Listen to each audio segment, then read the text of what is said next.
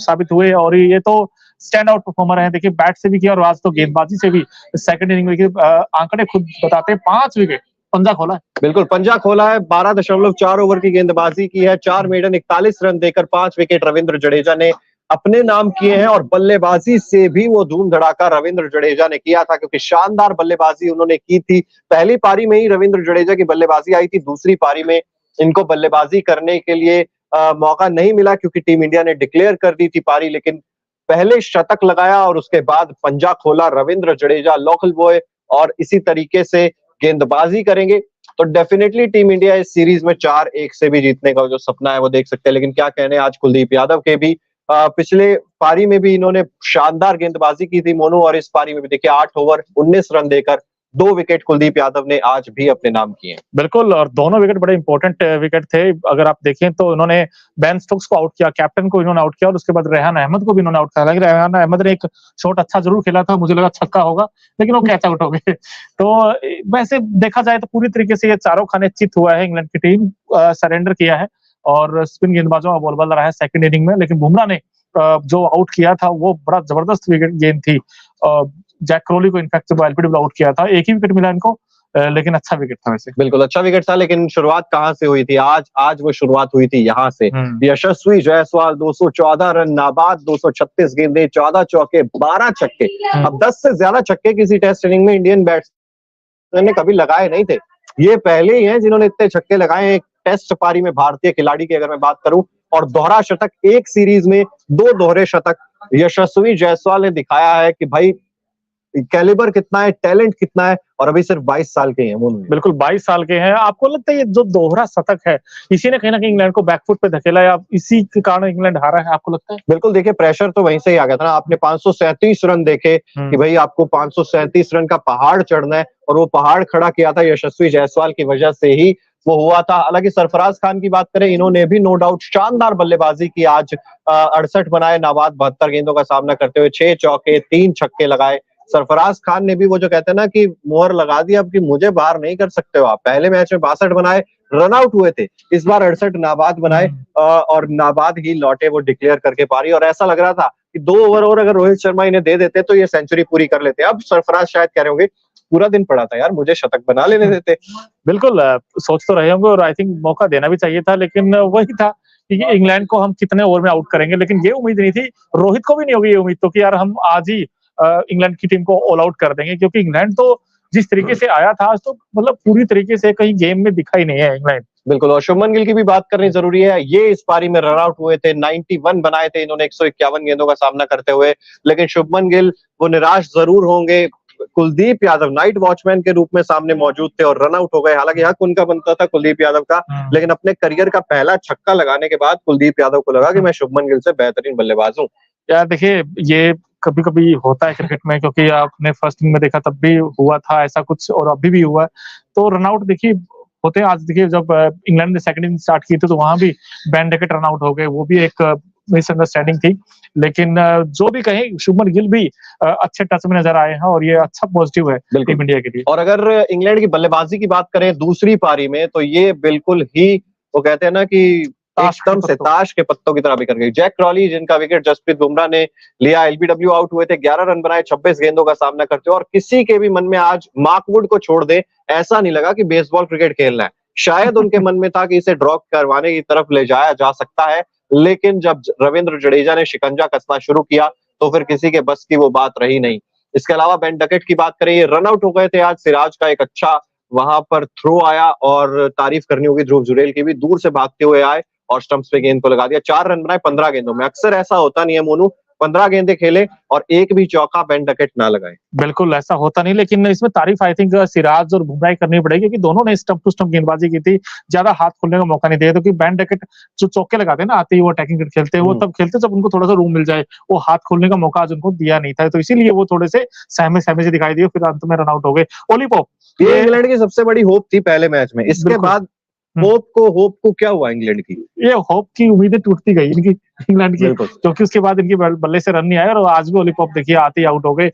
ये कहीं न कहीं हमें क्रेडिट देना चाहिए भारतीय दोनों स्पिन गेंदबाजों, खासकर जडेजा और कुलदीप यादव को, क्योंकि दोनों ने बड़ी अच्छी गेंदबाजी की है और इस टीम इंडिया के पास वैरायटी है गेंदबाजी में। क्योंकि हम हमेशा कहते हैं ना कि यार एक एक मैच में बुमराह अच्छा करेगा, एक में सिराज अच्छा करेगा, एक में कुलदीप अच्छा करेगा, एक में अश्विन अच्छा करेगा। तो जब as a unity team India, आप ये नहीं कह सकते कि यार हमारे ये वीक लिंक्स है। बॉलिंग में आपका आउटस्टैंडिंग है। बिल्कुल, बॉलिंग आपकी आउटस्टैंडिंग है, बल्लेबाजी में हर किसी ने अलग-अलग आकर परफॉर्म करके दिखाया। जो रूट आज कोई बेसबॉल नहीं खेल रहे थे भाई, जो रूट आज के तरीके से आउट हुए, सलीके से आउट हुए। हालांकि उस डिसमिसल की बात बहुत सारी की जाएगी, चर्चा की जाएगी। अल्ट्रा एज में क्या वो बल्ला लगा था, क्या बल्ला जमीन पर लगा था, लेकिन अंत में जो फैसला होता है, जो थर्ड एम्पायर ने दिया, वही मान्य होता है। जो रूट एलबीडब्ल्यू आउट हो गए थे, 7 रन बनाए, 40 गेंदें आज खेली हैं। आज कोई ऐसा उठपटांग शॉट खेलने की कोशिश नहीं की। नहीं, मुझे ऐसा लगता है जो रूट ने ठान रखा भाई मैं रन नहीं बनाऊंगा इंडिया कंडीशंस में, क्योंकि तीनों मैच हो चुके हैं अब तक, जो रूट के बल्ले से बड़ी पारी आई नहीं है। और ये पता नहीं, देखो वैसे देखा जाए ना, जो रूट ने ओवर्स ज्यादा डाले, रन कम बनाए, ये भी सच्चाई है सीरीज की। लेकिन इंग्लैंड अब कैसे कमबैक करेगा, ये बहुत बड़ा सवाल हो गया, क्योंकि जिस तरीके से वो हारे हैं, हारने का तरीका देखिए आप। बिल्कुल लड़के हारते तो एक थोड़ा सा ये होता है कि चलो साइकोलॉजिकल कुछ तो लेके जाते टीम के लिए, लेकिन बेन स्टोक्स एंड कंपनी का तो हाल बेहाल है यार राजकोट में, क्योंकि खुद कैप्टन भी आज 15 रन बनाकर आउट हुए। और भारतीय जो स्पिन गेंदबाजी, खासकर जडेजा और कुलदीप यादव के आगे पूरी तरीके से, कहते हैं ना, बिल्कुल ना वो आगे खेले ना पीछे खेले, मतलब पूरी तरीके से चारों खाने चीत ही कहिए। टीम इंडिया के आगे इंग्लैंड चारों खाने चीत और टीम इंडिया सुपरहिट। बिल्कुल। और इस टेस्ट मुकाबले में ना शुरुआत में बहुत सारे उतार चढ़ाव हमें देखने को मिले। टीम इंडिया पहले टॉस जीतकर बल्लेबाजी करने का फैसला किया, 33 रन पर 3 विकेट गिरा दिए। उसके बाद रोहित शर्मा और रविंद्र जडेजा के बीच वो 204 रन की पार्टनरशिप होती है। ऐसा लगता है कि टीम इंडिया के जेब में आ चुका है ये मैच। पूरे तरीके से टीम इंडिया का कंट्रोल ऐसा लग रहा था। 445 बनाए पहली पारी में। उसके बाद इंग्लैंड वाले कहते हैं रुको जरा, सब्र करो, हम हैं अभी, हमें बैटिंग करनी आती है। वो बेन डकेट ने 153 बना दिए एक सेशन में। दूसरे दिन के तीसरे सेशन में 176 रन बने। इंग्लैंड 207 पे 2। ऐसा लगा कि क्या ये मैच इंग्लैंड की पहुंच से दूर जाता जा रहा है, लेकिन अगले दिन जैसे ही इंग्लैंड की टीम बल्लेबाजी करने के लिए आती है, वो 100-110 रन के अंदर 8 विकेट गंवा देती है। उसके बाद टीम इंडिया ने पीछे मुड़ के नहीं देखा। उसके बाद बल्लेबाजी भी सुपरहिट और गेंदबाजी भी सुपरहिट। नहीं, आपने बड़ा अच्छा बात कही। 207 पर 2 था, 224 पर 2 था इंग्लैंड, लेकिन 319 पर ऑल आउट, यानी कि जो 95 रन में उन्होंने 8 आउट किए हैं भारतीय टीम ने, वो वहां से कहीं ना कहीं मैच खींच के लाया टीम इंडिया। क्योंकि 95 में 8 आउट करना, क्योंकि वहां पर मोमेंटम इंग्लैंड के साथ था, लेकिन मोमेंटम इंग्लैंड ने लूज किया तीसरे दिन का पहला सेशन में। तो वहां से पूरा मैच पलटा। ये पासा पलटा जो टीम इंडिया के लिए तारीफ करनी पड़ेगी। सिराज की जो 4 विकेट झटके थे, क्योंकि आपको याद होगा तीसरा जब दिन स्टार्ट हुआ था, क्योंकि वहां पर अश्विन भी नहीं थे, लेकिन विदाउट अश्विन भी सिराज ने जो 4 विकेट झटके थे। आई थिंक टीम इंडिया की जो स्ट्रेंथ है, सिराज और बुमराह जिस तरीके से बॉलिंग करते हैं, वो काबिले तारीफ है। और भारतीय टीम ने मतलब ये थंपिंग विक्ट्री है, इंग्लैंड को एक आईना दिखाया है। ये आप कहते हैं ना बैच बॉल, हमारा बैच बॉल है तो कोई दिक्कत नहीं, हमारे पास तो जैस बॉल भी है और हमारे गेंदबाज भी एक से बढ़कर एक है, जिसका आपके इन सवालों का जवाब नहीं है आपके पास। बिल्कुल, इन सवालों का जवाब इंग्लैंड के पास नहीं था। अब जरूर वो आगे चल के टीम इंडिया के लिए थोड़ी सी कंफ्यूजन रहेगी और इंग्लैंड के लिए सबसे ज्यादा कंफ्यूजन रहने वाली है पिच को लेकर भी, क्योंकि यहाँ पर पिच पर आप सवाल नहीं उठा सकते मोनू। आपके बल्लेबाज ने भी बहुत अच्छा, तीनों मैचों में विकेट बहुत ही अच्छा था, बल्कि हैदराबाद और विशाखापट्टनम के बजाय ये विकेट तो बहुत अच्छा था। बैटिंग सरफेस विकेट था। यहाँ तो आप ये नहीं कह सकते यार कि ये रैंक टर्नर है, यहाँ फंस के आएगा, ऐसा कुछ भी नहीं था। आपको सिर्फ बैटिंग करनी थी जैसे इंडिया ने की। आप ये देखिए, यही तो विकेट था। आपने आज आधा 1 घंटा पहले अगर देखें तो जायसवाल छक्के पे छक्के लगा रहे थे और आपके बैट्समैन आते ही पूरी तरीके से मतलब सरेंडर हो गए। तो आप इसमें नहीं कह सकते, लेकिन जितने लोग इस वक्त आप जाते जाते ना वो मार्कवुड भी दिखा गए। मुश्किल नहीं थी यार जब नंबर 10 का बैट्समैन आगे छक्के लगा सकता है, हाईएस्ट रन गेटर उनकी तरफ, हाईएस्ट रन 26 बना के गया। वो बाकी किसी ने 16 बनाए, वैन फॉक्स ने 33 बना गया इनफैक्ट मार्कवुड, क्योंकि लास्ट में 2 और बड़े बड़े हिट मारे थे। लेकिन 6 बैट्समैन इंग्लैंड की बैटिंग लाइनअप में सेकंड इनिंग में डबल डिजिट नहीं पहुंच पाए। किसी ने 4, किसी ने 3, किसी ने 2, किसी ने 0। लेकिन पूरी तरीके से कहते ना कि भारतीय टीम ने डोमिनेट किया है आज का पूरा दिन। बिल्कुल। और इंग्लैंड के लिए देखिए सोच विचार करने की जरूरत है, क्योंकि उनका जो प्रमुख बल्लेबाज, जो रूट, जो स्तंभ है इंग्लैंड का, वहां से रन नहीं आ रहे हैं। जॉनी बेयरस्टो इस टीम में उनका क्या काम है, शायद इंग्लैंड वाले खुद अब सोच विचार करने पर मजबूर हो जाएंगे। गेंदबाजी में जो इनएक्सपीरियंस था वो डेफिनेटली कहीं ना कहीं तो आपको दिखाई देता है, क्योंकि दूसरी पारी दूसरे मैच की पहली पारी में भी वो यशस्वी जायसवाल ने दोहरा शतक लगा दिया, फिर शुभमन गिल ने शतक लगा दिया। उसके बाद यहाँ पर भी अगर आप देखेंगे जडेजा रोहित ने शतक लगा दिए, उसके बाद अगली पारी में वो ऑलमोस्ट शतक शुभमन गिल का आया, दोहरा शतक यशस्वी का आया। तो आपकी गेंदबाजी में भी कहीं ना कहीं इनएक्सपीरियंस झलक रहा था। और उसके बाद अगर हम बात करें तो बल्लेबाजी में तो कुछ खामियां हैं इंग्लैंड की। क्या सीख इंग्लैंड को लेनी है मोनू, खास तौर पर राजकोट टेस्ट से? राजकोट से टेस्ट से तो उनकी जो मिडिल ऑर्डर है उन पर उनको काम करना होगा, खासकर ना जोनी बेस्टो ना जो रूट, बैन फॉक्स का भी परफॉर्मेंस उस तरीके डीप हुआ है पिछले कुछ मैचेस में, और अब वो रन भी नहीं बना रहे हैं। तो बेसबॉल ठीक अच्छी बात है, आपने यूटिलाइज किया है, आप सीरीज नहीं आ रहे हैं, लेकिन अगर आपको कुछ अलग करना होगा, और खासकर जो रूट जो बेसबॉल के चक्कर में जो फंसे हुए हैं उनको उससे बाहर निकलना होगा, क्योंकि उनको नेचुरल क्रिकेट खेलना होगा, तभी वो उनका कुछ हो सकता है। और जोनी बेस्टो देखिए टेक्निक के लिए जाने जाते हैं, लेकिन वो फंसा रहे जाने टीम के लिए। सवालों से ज्यादा उनके पास जवाबों के है ही नहीं उनके पास, क्योंकि ना जोनी बेस्टो के रन देखिए नंबर 4, 5 और 6 ये 3 स्लॉट ऐसे हैं इंग्लैंड के लिए जो सबसे बड़ा कंसर्न इस वक्त टीम के साथ है। बिल्कुल। और क्या ये सोच इंग्लैंड को अब, क्योंकि इंडिया में आप कहीं और खेलते हैं तो आपका बेसबॉल बहुत ज्यादा सक्सेसफुल हुआ था, आप बेसबॉल कह रहे थे, आपने दुनिया के हर कोने में सफलता भी पाई है।